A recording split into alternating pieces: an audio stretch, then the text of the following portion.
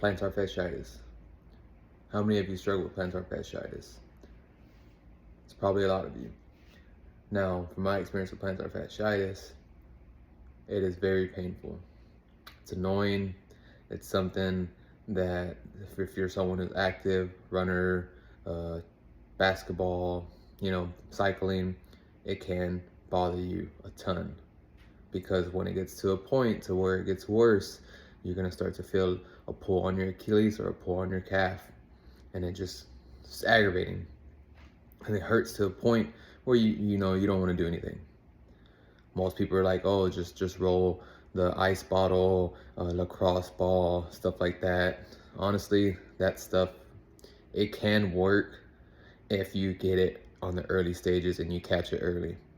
But if you're someone like me who didn't, who waited years, I'm talking about several years before they started to actually have a plan for it, it's probably at its breaking point right now. In my experience, I did all those things though. I still went those routes.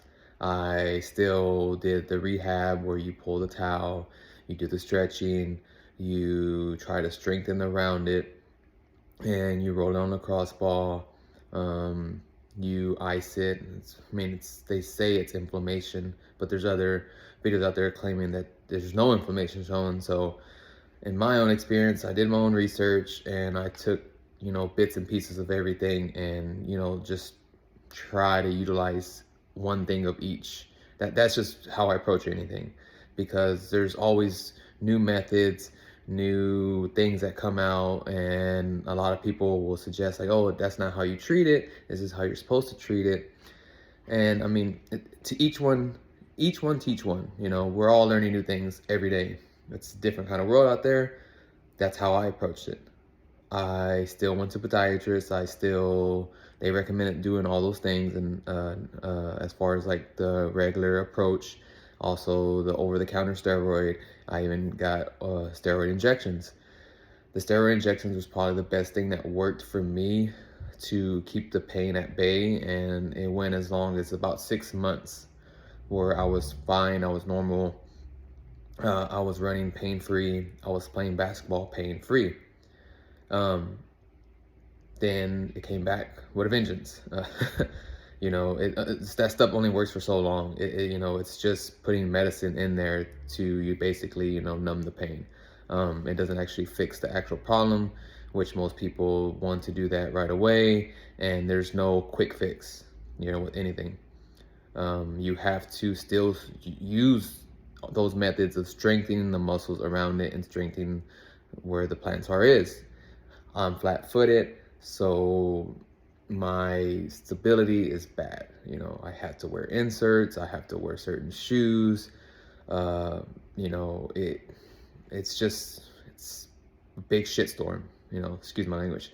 But I decided to do a plantar release after all the suggestions and all the approaches I went, and nothing worked. I did a plantar release where they stick an instrument through the sides of your foot to get to where that heel part of it is, and basically poke holes and put a knife and release the tendon so it doesn't pull anymore, because it was pulling on my calf, it was pulling on my Achilles, and I am someone who runs a lot and I run marathons, and it's already bad enough I have to deal with heel pain, but whenever it gets aggravated enough to where it starts pulling my calf, that's whenever I have a big issue, because I don't want to have multiple injuries on one foot, one leg.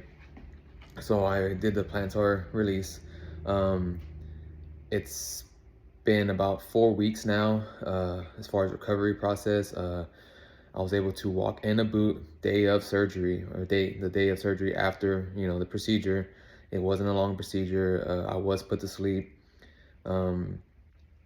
3 weeks, I got my stitches removed. The worst part about it was just wearing the boot when you go to sleep, trying to take a shower. You're still able to take the boot off. They'll give you what it's called it's like a plastic thing that goes over your foot, and it basically lets you take a shower, and you won't get your foot wet, until the stitches come out. So that's one of the worst parts, is a smelly foot. annoying boot, and yeah, that's about it. Pain wise, I was in pain the first 2 days. Took pain medicine the first 2 days. After that, I was normal. Walked. Uh, as I got into a shoe, everything felt uncomfortable. The shoes, just make sure you're wearing the right shoes when you go back into a shoe. Don't try to put on, if you're a woman, don't be trying to go out and wear your heels, or wear like uncomfortable. People like wearing Vans, those are uncomfortable for your feet. They have no wide toe boxes, stuff like that. More than likely, if you're suffering from plantar fasciitis, you should already be in the right shoes. You're supposed to be wearing, sorry. You're supposed to be wearing, because you probably already took the necessary steps, and they probably, number one, told you you're wearing the wrong shoes. So you should already have the right shoe to go back into. And then just use pain as your guidance. That's one thing my podiatrist told me, use pain as your guidance. He's officially released me today to start to ramp up on any activity as far as like running, recreational activity, stuff like that, which is exciting, but also I'm nervous because I'm a stubborn person and I will go overboard with stuff like that. So he'll be like, okay, ease into it, use pain as your guidance. I'll be like, oh, I'm pain free, I'll go run 5 miles, when I probably should have only ran like maybe 10-20 minutes first off. So I'm hoping that I'm able to take it easy, work my way back in, but no pain in the heel. Since the day of surgery till now, there has been no pain in that heel area. There's pain around in the surrounding areas, but that's because I was in the boot and the ligaments and the muscles around were in that boot at a 90-degree angle, basically to keep the tendon that was released from reattaching and building scar tissue. That's why you're in the boot. But he said I was really good on the time that I was actually healing, because for some people it was a little longer. For me, it was pretty quick. I do, have a nice clean diet. Especially when I had surgery, I made sure like I was dialed in on nutrition, because nutrition is a big part of recovery. The foods you eat, also the amount of sleep you get. If you can get good sleep at night, it'll help your body heal better. That's just with anything. You will feel a better person if you're able to do those two things. I'm good. Still working my way, a little bit of weak muscles. Still some bruising on the side, and that's common because, they're cutting tendons. But, my experience with plantar fasciitis and going the surgery route, so far so good. That's all post for now. If there's any other updates that I have, I will, keep you guys updated. I know there isn't that much videos or information on YouTube. That's why I decided to share my story on my page.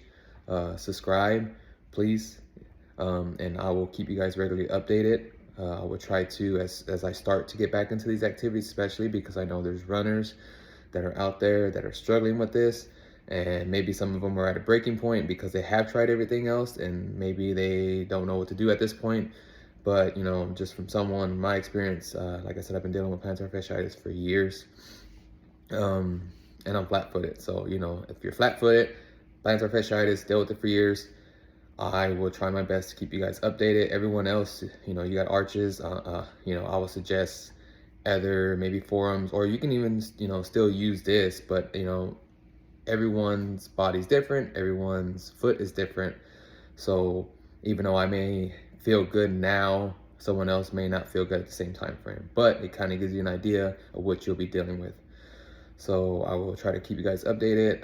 You can comment down below if you have any questions, and I will try to answer them if I have the answer, based off, what I'm going through. And that's all, guys. Talk to you later.